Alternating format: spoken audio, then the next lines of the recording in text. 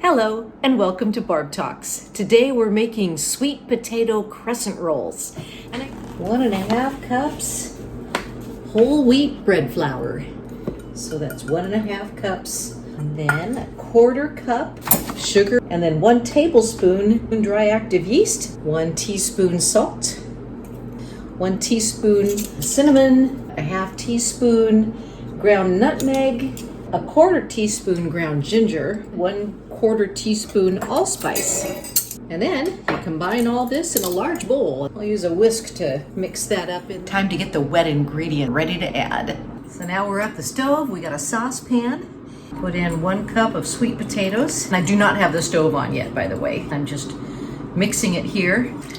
Put in your cup of milk, 1/4 cup butter.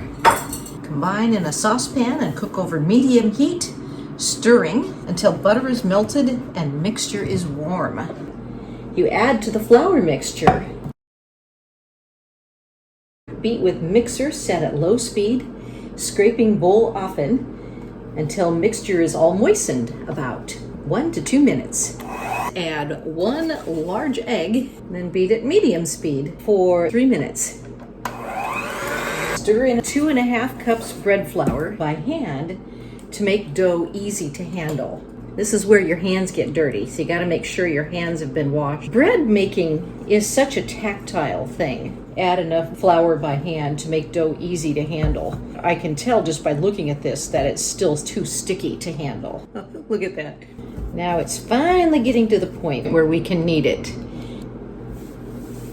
Then you can put the flour on the counter.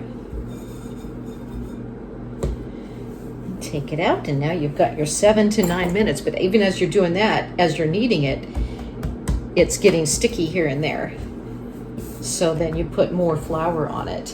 So you do this until it's smooth and elastic. Can you tell the difference between that? It's not sticky anymore. It's smooth and elastic. Oh, that feels good.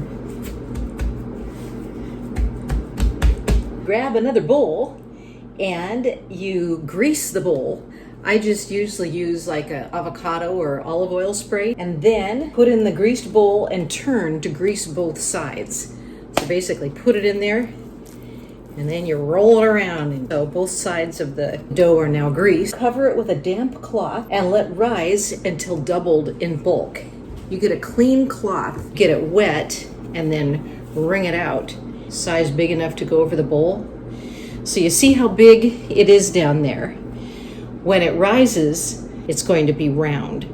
So now, put this on top of my refrigerator. And during the time that it's sitting there for 2 hours, I can get other chores done. Okay, it's about 1.5 hours later. Sure looks like it's over the top of the rim. I'd say that's doubled in size at least. Now punch dough down and divide it in half. Yeah. Then divide it in half. Roll each half of dough on lightly floured surface into a 12-inch or 30-centimeter circle. Flour the rollers so it doesn't stick to it. Brush each circle with 1 tablespoon butter. I basically mix together cinnamon and monk fruit sugar. And then we cut into 12 wedges. Then tightly roll up each wedge from the wide side to the point side, placing them point side down on a greased baking sheet.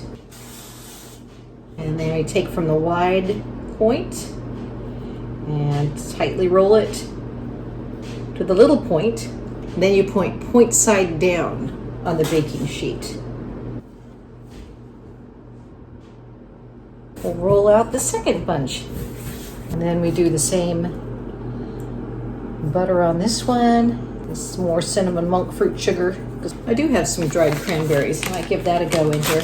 Kind of sprinkle some around in there. You can just be as creative as you want to be. It's your crescent rolls. Got our baking sheets.